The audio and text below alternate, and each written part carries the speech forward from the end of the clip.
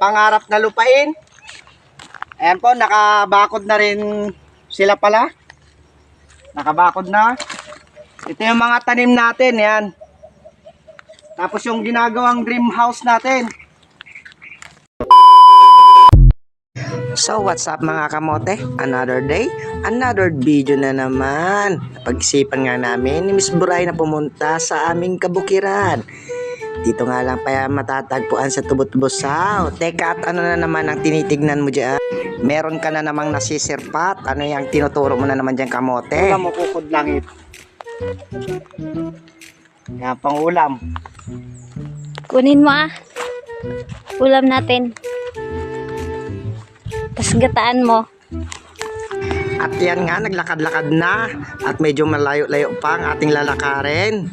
Dadaan pa tayo ng ikapitong bundok ng Tralalala at 8 ilog ng Sierra Madre. At ito nga, narating na natin ang ilog ng Sierra Madre. Ang ilog nga pala nito ay nagmula dyan sa Balok Falls sa taas. Tignan mo naman ang bundok sa aking likuran. Talaga namang nakapag-isip ka. Napakaganda dyan. Napaka-presko, sariwang hangin, tahimik na kapaligiran, walang maingay na kapitbahay. Joke lang. At syempre, ayun no, nakapagbakod na sila Boss Ronald. Shoutout nga pala sa'yo, Boss Ronald. Siya yung magbibigay ng supply ng tubig natin dyan mula doon sa bundok pababa dito sa atin. At ito nga, ilang hakbang na lang, malapit na tayo sa ating lupain at sa ating dream house. So yun, what's up na mga kamote? Dito na nga po tayo sa ating mga pangarap na lupain. Ayan po, nakabakod na rin sila pala. Nakabakod na. Ito yung mga tanim natin, yan. Tapos yung ginagawang dream house natin. Mabuhay. Yan. Sinisimulan lang ito yung dream house natin mga guys. Kunti lang.